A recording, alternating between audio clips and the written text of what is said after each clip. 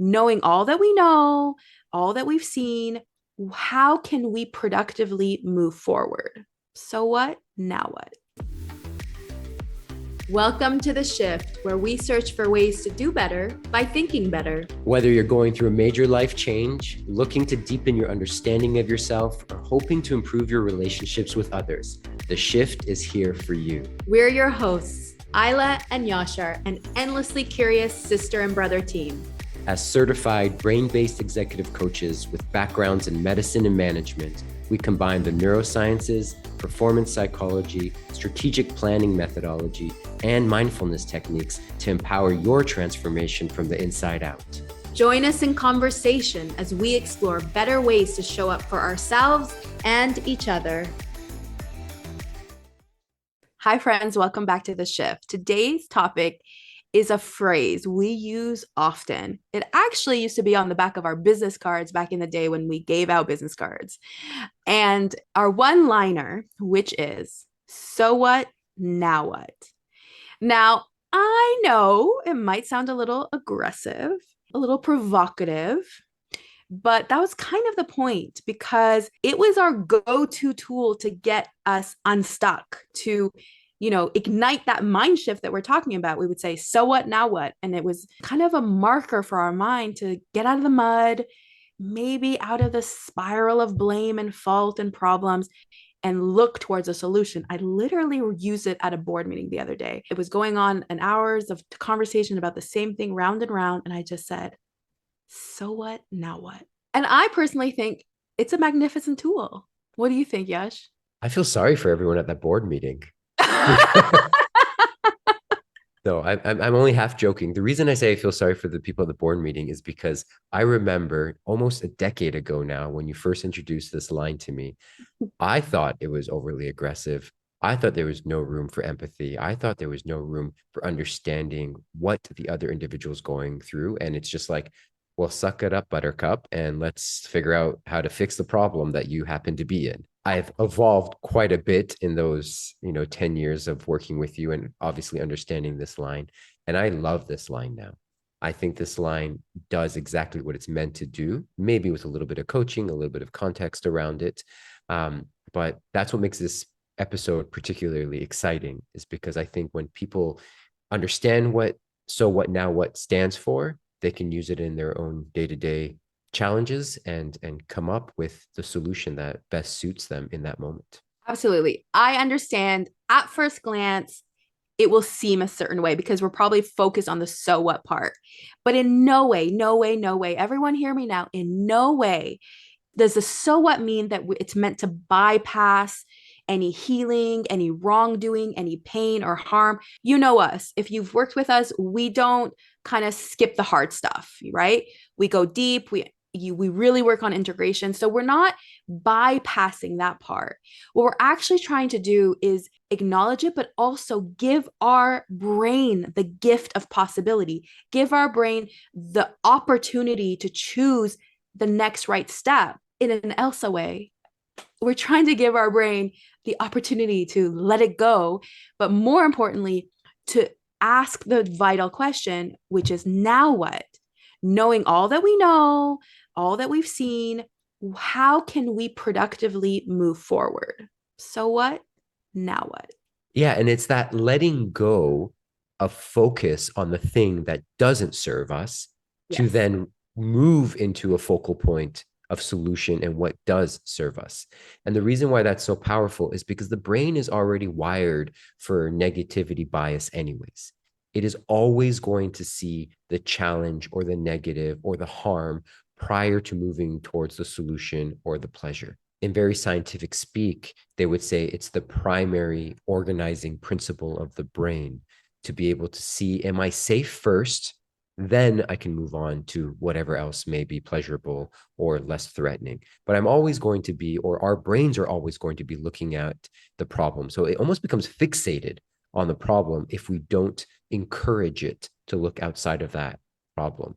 And so the now what gives the brain an opportunity to be solution oriented. The now what says, okay, I hear you, I see you. Yep, this might be really hard, and we might not actually even know the answer.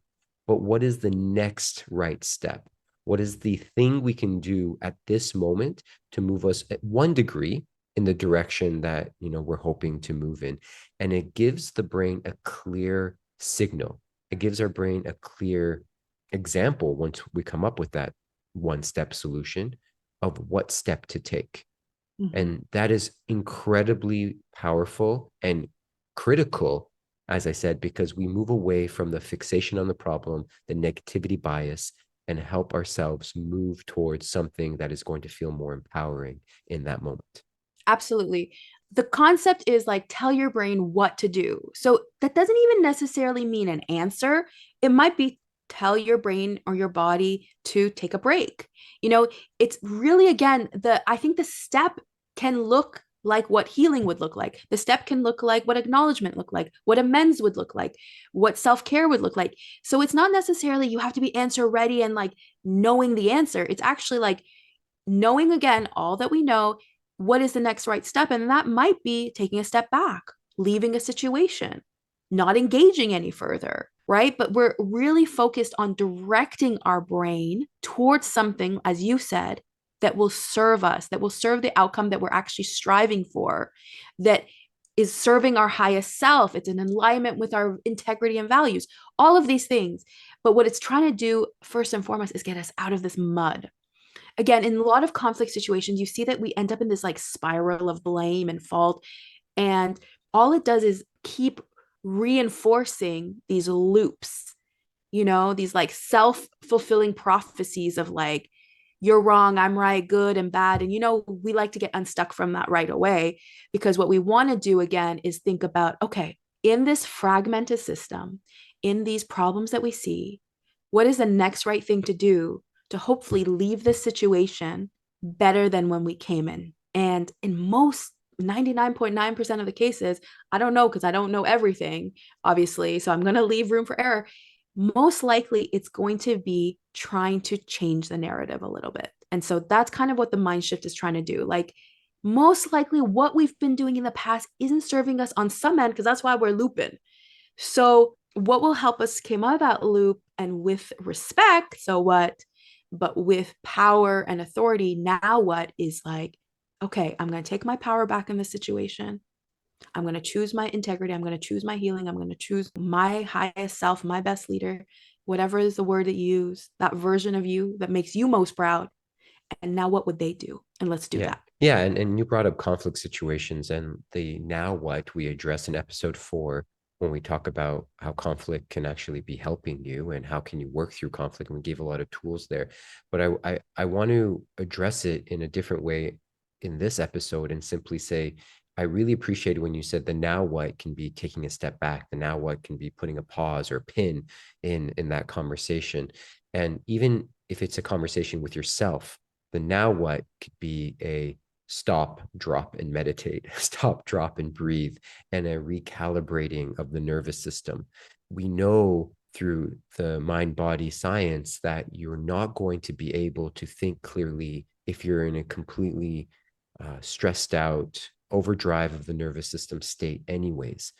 So instead of, as you said, to have an answer or a solution to the problem, then now what is an answer and solution to the next right step, which again could include stopping, breathing, recalibrating, realigning with what we call your best leader, realigning with the values that you want to see demonstrated within yourself, and then deciding how to speak to yourself, how to speak to another, or take a physical action with whatever is happening around you. So I think that was an integral point that you made about the now what doesn't have to be a solution to the problem, but the next right step to not make the problem worse. Yeah, exactly. Thank you for articulating like that. I think it clarified it. Ultimately, it was created as an empowerment tool, and I say that because when we talk about concepts like growth mindset, what does that actually mean?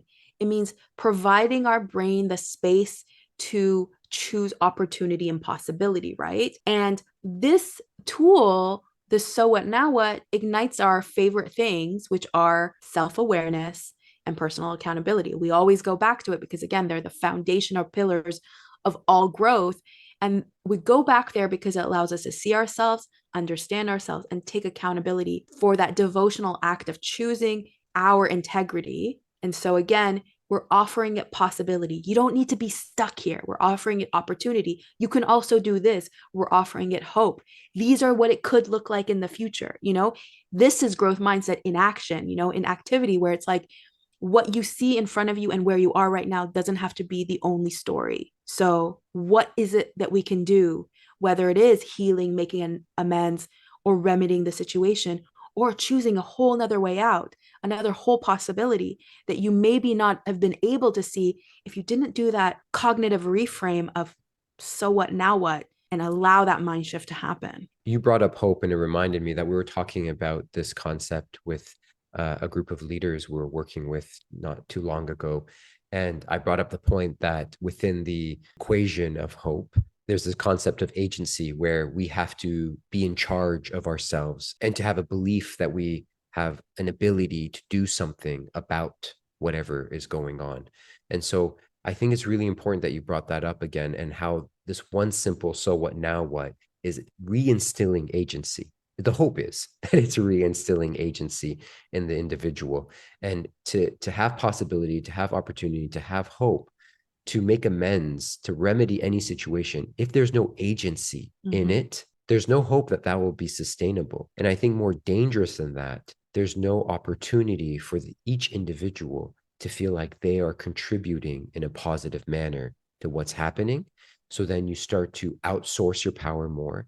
You start to look for others to come up with solutions to things that you're probably well capable of finding solutions for. And so not only do you strip your power in the moment, I think you start to strip your power down the road as well, because you no longer have the opportunity to see yourself step into a solution-oriented mindset, come up with an idea, however small you may think that idea is, but an idea to move yourself in the direction that you'd make yourself more proud doing. Absolutely. And like when we talked about collecting inventory, these are these critical moments where you're like, hey, I don't need to get stuck here. I'm going to show myself, I'm going to prove to myself that I myself can take my power back. And this is what that looks like. And that's what this statement really was. It was a statement to allow you to take your power back in a situation, always remembering, as you said, your agency, your full authority, your autonomy, making a decision as your full, like, sovereign self, how you can choose to go forward. Choice is powerful. You have to sometimes be reminded that you have a choice. Yeah. And this question is a great question to bring you back there, bring you back into exercising that choice for sure. So at this point, Isla, of this episode, so what, now what? What's next? Well, let's leave it to you, the audience, our dear friends and listeners. What is a situation in your life currently that you can examine with this lens? What is something going on within yourself, maybe with a relationship, maybe at work, maybe a personal interaction? How can you bring this question into your life, and what becomes the answer? What is something that you're stuck in, maybe some mud that you want to get out of? Ask yourself, so what? Now what?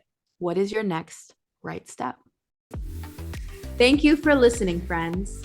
What shifted for you during this episode? We'd love to hear your insights. Write us with any questions, commentary, or episode ideas at theshift@mindshiftleadership.com. If you enjoyed this podcast, we would deeply appreciate a like and subscribe.